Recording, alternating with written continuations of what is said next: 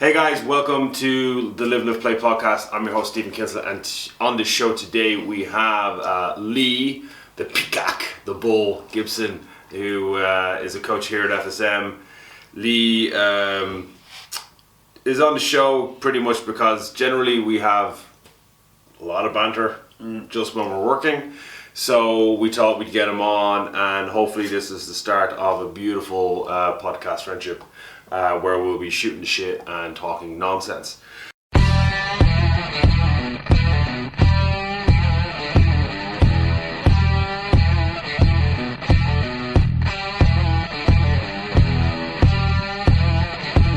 You're listening to the Live, Play podcast. Lee, welcome to the show. Thank you very much, boss. Thanks for getting me out of bed early on a Saturday morning. Yes, it is 6:30 in the AM on a Saturday. Best time to do podcasts. Nobody to bother you. No one to bother you, except for this fella. Yeah. Let's get into the show. So today what we're actually going to be talking about, guys, firstly, and if you are not actually following us or it's your first time listening, don't forget to hit that like and subscribe button and leave a comment if you want us to talk about anything in particular. But for Lee, you've been with us now for how long? 3 years. 3 years. Sauntered off to the States. Came back with a girl. Unfortunately. Can't edit that. Came back to the States, started interning, has been working with us now for about a year and a half. A year and a half now? Yeah. Maybe a little bit more than that. And but today we want to talk about like the fallacy that is the fitness industry and what people think is going to happen and what actually is the real life aspect of working in the fitness industry. So for you, what was firstly what attracted you to the fitness industry to actually even start educating yourself? So I always struggled with my weight, always, just since I was a kid. So when I was about 19, I started training a bit, doing a bit with some friends, lost a lot of weight then. And then I thought, actually, this is something I could really get into. But I was working in bars at the time, and I was making a lot of money doing that. So, but I decided to make the change about 4 years ago. I did my PT certs and was like, oh, I can do it. But at the time, I was actually pretty high up in the company I was working for, so I would have taken a huge pay cut, couldn't justify it. But I still did my PT certs, and then I just got to a stage where the lifestyle of being a bartender wasn't sustainable anymore, and I wanted to do something every day that didn't involve getting people drunk or hammered or cleaning up sick, only if I made them sick. So I thought, you know what, like, it's time to make the change. I loved being a member here, I loved training here, I loved the whole environment of everything that I did here. So I thought, like, just go for it, give it a chance to go and do it. And then when you like before you actually like you signed out, was it Elite Academy? You went and trained with Sean and Jay? Yeah, Sean and Jay. So even before you decided to like start your course and become a personal trainer, like what was your initial thought? I remember what I was thinking when I was going into the fitness industry. Yeah. What was your initial thought? Because I think this is like, now looking back on it, hilarious what I was thinking. But what were you thinking when you were going into So like when I thought, I'd be like, you'll start, like within a couple of weeks you'll have like 10 clients charging €50 an hour, you'll work like 4 hours a day, making good money every week, you work the hours you want, nice and handy. And I was like, and you're working in the gym, so like you have no excuse not to train. Turns out it's the complete opposite. Takes a bit of time to build up your clientele, it really does, and it's about getting results with those clients to get more clients. So the best way for clients to come to you is referrals, I found. But then I found like the more hours you do in the gym, the more you don't want to train. Yeah. The more you want to, just as soon as you get a chance, run out the door.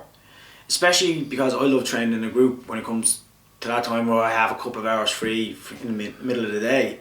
There's no one around to train with. So like, I thought like you'd be in the gym, training with all your mates all the time, you'd be working, making loads of money. Now, money has steadily got better as I've worked. But it's not like everyone portrays it, like anyone I follow on Instagram that's PTs and stuff, they portray to be this like savage lifestyle where they only work like 2 hours a day and they drive fancy cars and bullshit. Yeah. It's like, it's hours and hours of grinding, it's spending hours like poring over like programs to make sure everything's right. Then it's trying a program out with a client and then realising they can't do any of it and you have to start all again. Like it's like, I thought, you know, like, yeah, you just go in, you just do it and, you know, make up a couple of things and people will do it and it's great fun and you'll make loads of money. It's not like that. Yeah. It's hard. Because I remember when I went in, it was, I honestly thought I was going to college to get shredded. Yeah. I actually think I gained more weight in college from really bad lifestyle. I think the fitness in between 2000 and 2003, the 3 years that I was there, we were the most piss heads that you could imagine. Us and the ballet girls. Oh no, the nurses. Us and the fitness and the nurses girls. We were not nurse girls, beauty girls were the piss heads. Which was kind of strange. More guys in my year smoked. So during fitness classes, I wouldn't, sorry, but the lads. Oh, it's coming up now. But yeah, I was the same as you. I got my first job. I was like, yeah, like if I get 5 clients a day, 5 days a week, I was like 60 grand a year. Oh, I'm winning. And then I was the most, at the time, because you're fresh out of college, you're certified, you know everything. Oh, God. So you're number one, and you are the most qualified coach that no one's ever heard of. You've no understanding of actual real life people. And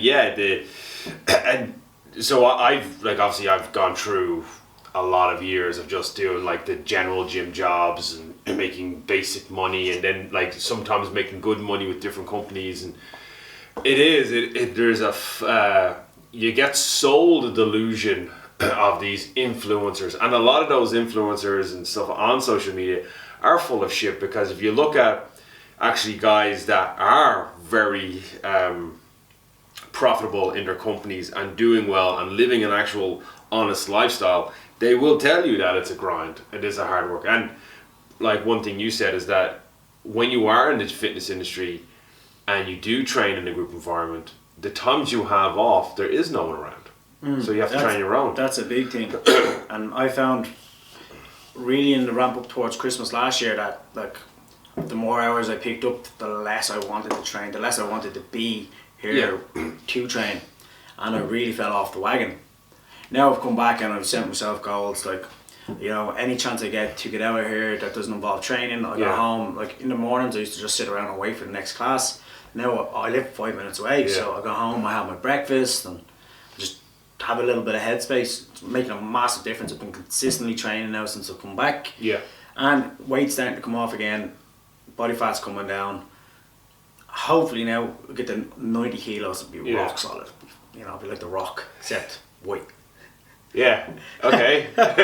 Again, back to the delusion aspect of the fitness industry. I trained like The Rock for a day. But yeah, and I've been there. So many coaches have been there. That you get it's burnout. It's burnout from, like, I know if you love what you do, if you do what you love every day, you'll never work a day in your life. That's bullshit, because you still have to go to work. Yeah. You still have to do the day-to-day things. There's classes that are just hard to coach because you're tired. Like even you were saying the other day, you were wrecked one morning, and it was hard to just motivate yourself just to get it done. And people, as much as like we say, like when you're going out there, you get 1 hour to impact a lot of people. You get 1 hour to make their day better. But some days you're having a bad day, and it's hard to. And then the group environment, the clients you work with can turn that day around for you because you're having a bad day, and then you do that repeatedly for them.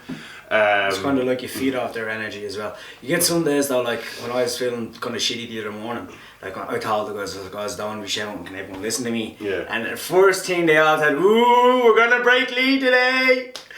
And I was just like, oh, I was like, I have to be cheery. Yeah. And then that actually helped because it does. Because I didn't want to let them make me snap. Yeah. Because like 5:30 in the morning, like I'm usually the energizer bunny, Yeah. you know, like bouncing around the class, checking on everyone. And so then I was like, I can't. And then and it helped me come back then, like after the first 2 classes, then I was fine for the rest of the day. Yeah. And that really makes it, I find that when I train in the mornings, I'm set up for the day, I'm more mentally focused. I don't particularly like training in the mornings, but I really say, if I say I'm going to train like a 12 or 1 or 2, I drag the day to training, and then I try to contemplate how not to train. Yeah. And try and throw excuses in. But then that's one of the reasons why I hired you guys. I had you as a coach for 10 weeks. I'm on week 8 now with Dave, and then I'll be working on my own till Reen finishes school, and then I'll be working with Reen, and then Alex, and then back to you. So when it comes to your training, like, so here's another thing that I find hilarious in the fitness industry, is that everyone thinks that all trainers are jacked and shredded. Not everyone is genetically gifted to be there, and some people just have a different path. Like, you would have mobility issues, right? Definitely. 100%. And we've worked, since you've started, your mobility has gotten so much better. 100 times better. And there's still a long way to go. Oh, 100%. And then obviously, as you say, like you gain weight, you're trying to like drop the weight again. But you're a bigger guy naturally. I would be a bigger guy naturally. Reen would be as well. So he's getting too fucking lean though. Well, you see, he started doing all this when he's 13 years of age. I seen him the other day. I was like, Jesus, your chest getting big there. He's like, is it? I hadn't noticed. I was like, oh. Yeah, he doesn't buy those tight house from him. But yeah, so, but I find that, taking nothing away from a guy that is aesthetic or a girl that is aesthetically pleasing and does look athletic, I think it helps you work with clients better that are struggling mentally with their weight. Because as we spoke about before, some people are actually nervous they feel so bad about themselves. They're actually that nervous about taking a step to want to feel good. And working with someone who's just so jacked and so shredded, and who can never really relate, like, who's never struggled. And I find, for me, it's very easy for me to talk to a lot of clients who are struggling with their weight or having like emotional issues, because I've been there. I was that fat guy. I was the fat guy in the friends. I was always the friend of all the girls because I was the fat guy. That changed, but it's hard. And it's hard. The hardest thing for me was actually getting help to kind of make that change. And it was only for a friend helping me that I actually made change and start doing things, because I'd given up when I was about 19. I just decided I was going to be that fat guy forever. Until a friend actually gave me the helping hand, pushed me to go to some classes. And then from there, I found that I actually wasn't too bad and just started pushing. And that's it. And it's trying to find out where you are. And again, I spoke to a member about this yesterday actually, and we were talking about body image, and that there's certain looks that we used to all assume were part of the fitness industry or part of being healthy, and now what's coming about is that people are understanding that being fit and healthy doesn't necessarily mean six-pack abs. For a lot of people to have six-pack abs would actually be very unhealthy for them to get there, because their body, they're not built like that. I think, like, I've always wanted to have a six-pack, and I always said, if I got a six-pack for a week, I'd take 4 years worth of pictures and post one every week for the next 4 years, you know what I mean?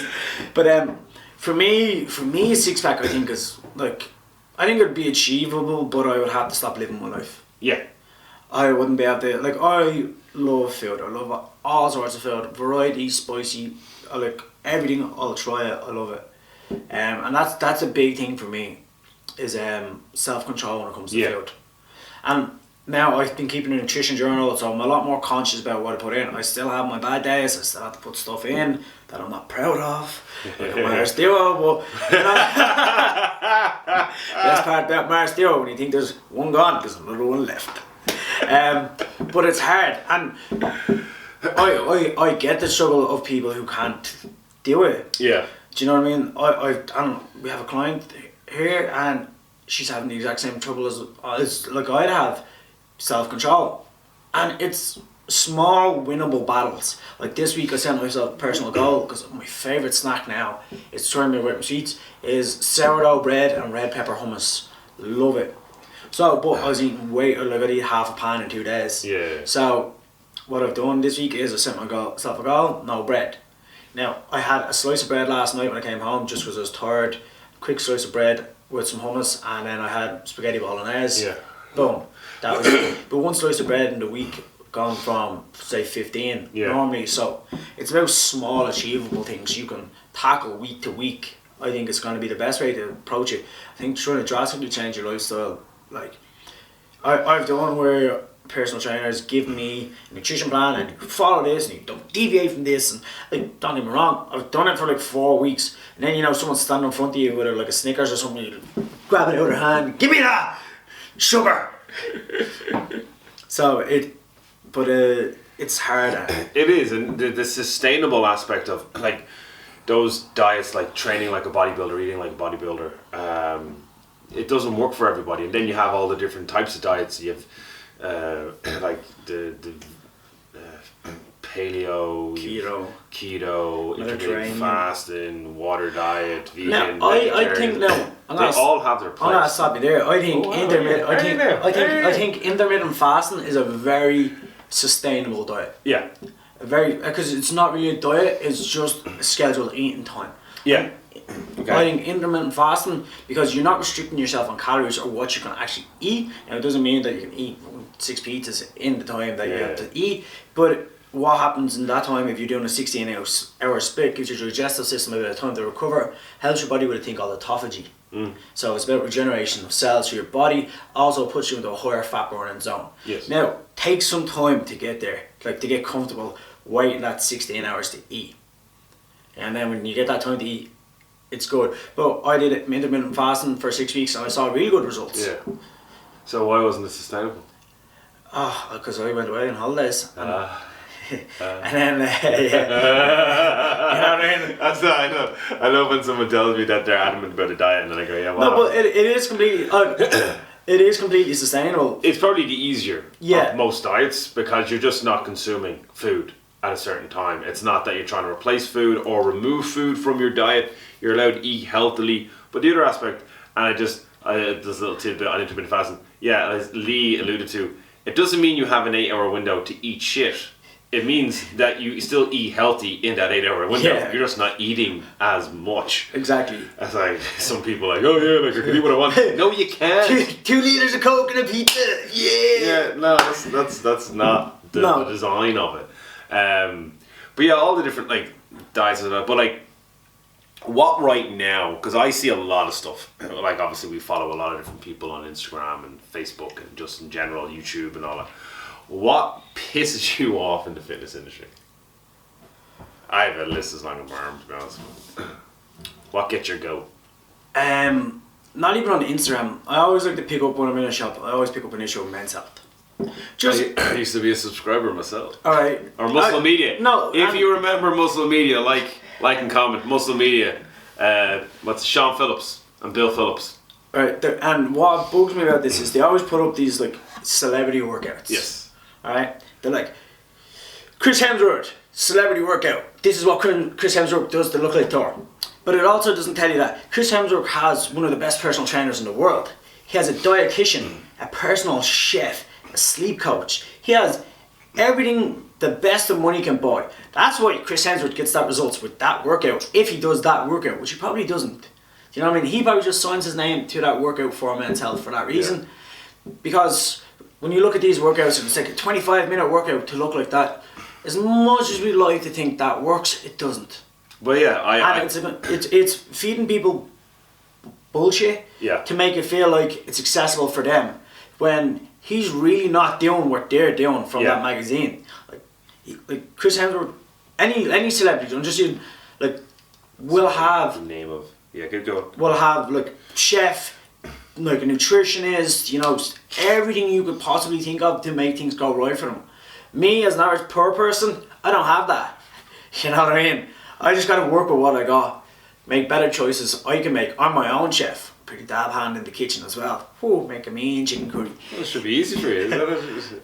Yeah, but like sometimes it's fun to cook bad stuff. I'm just trying to find a guy who literally like rips people apart. Well, not rips you. He does a lot of factual stuff. Yeah. But yeah, no, I get like, cause, and here's your thing about what you're saying about nutrition, fake training. No, but Thor, right? So also, he's getting paid what 10 million to be big.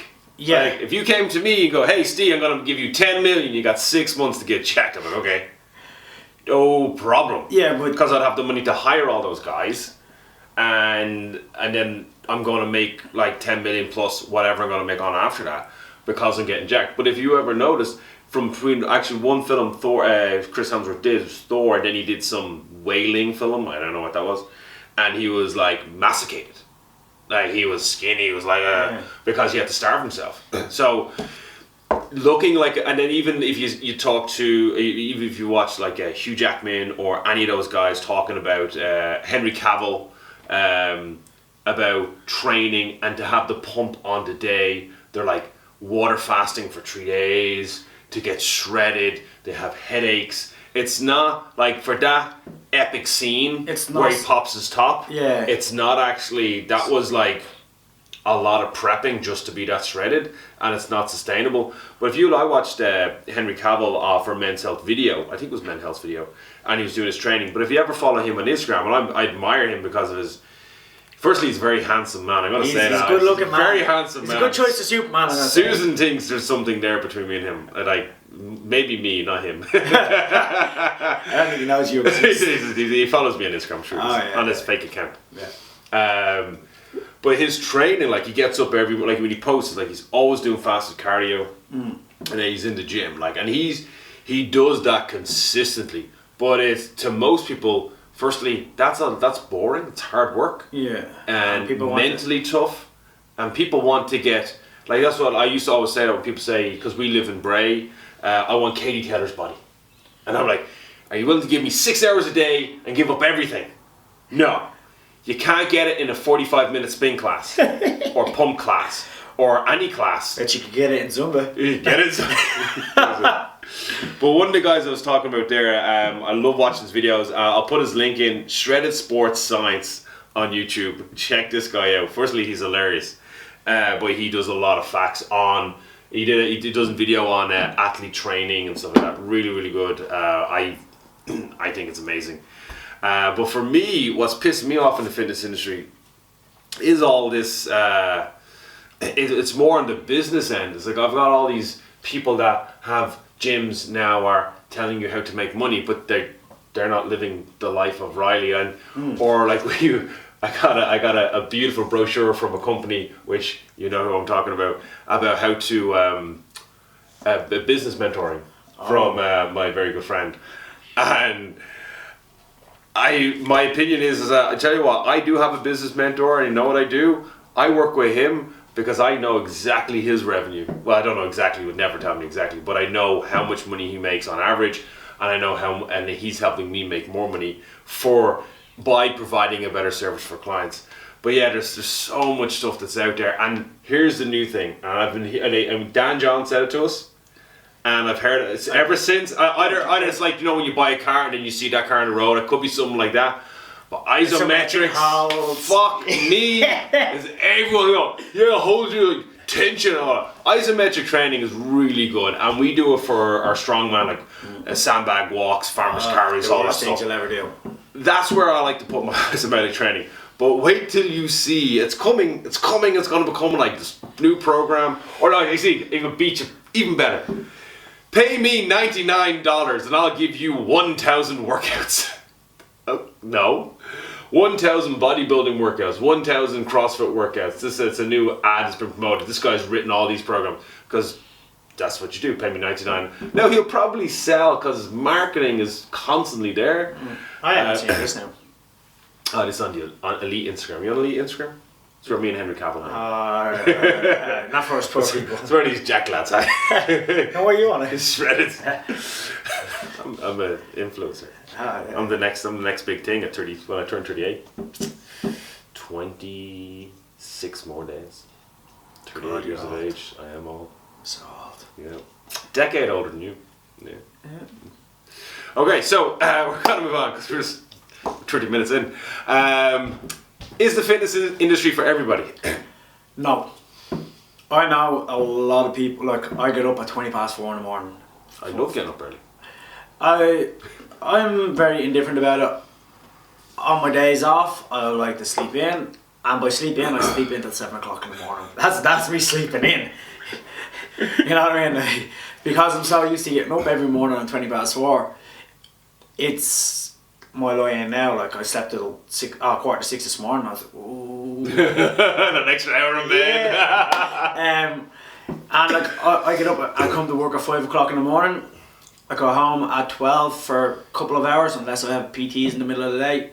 And then I'm back here at 4 o'clock most days till 9 o'clock at night. Yeah. You know what I mean?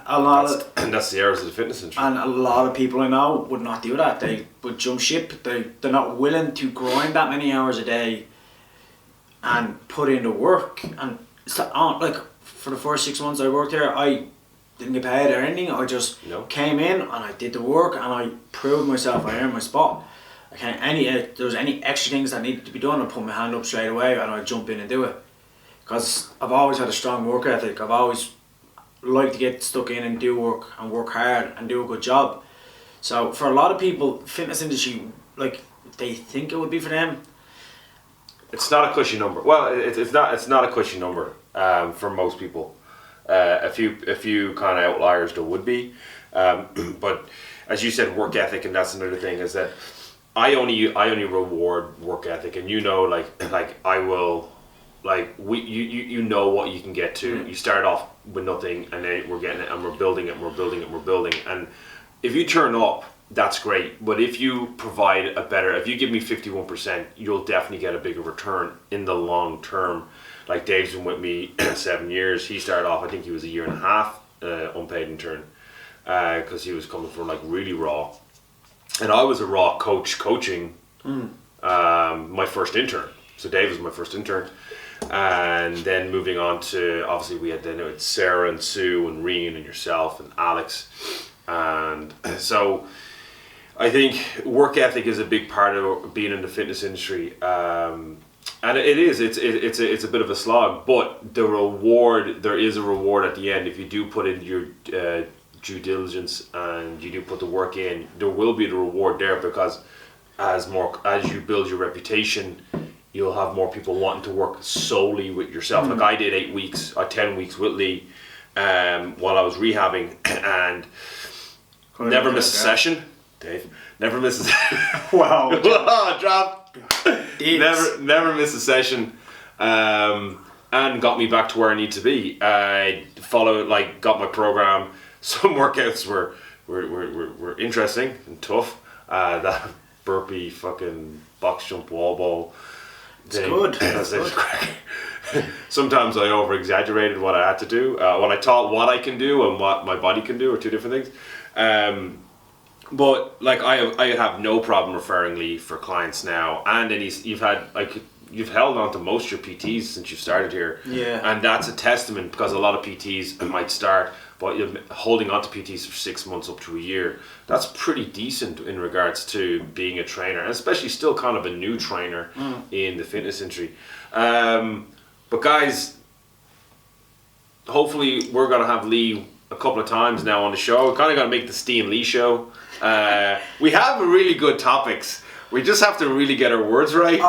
We'll put it to you. How do you feel about that transgender woman smashing all the weightlifting records in New Zealand? Yeah. We know how we feel. Mm-hmm.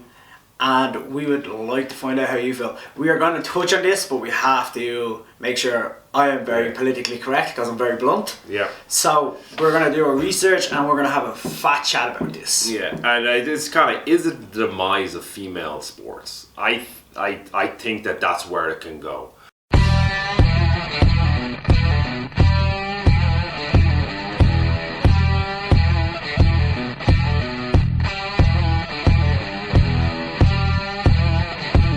You're listening to the Live, Play podcast.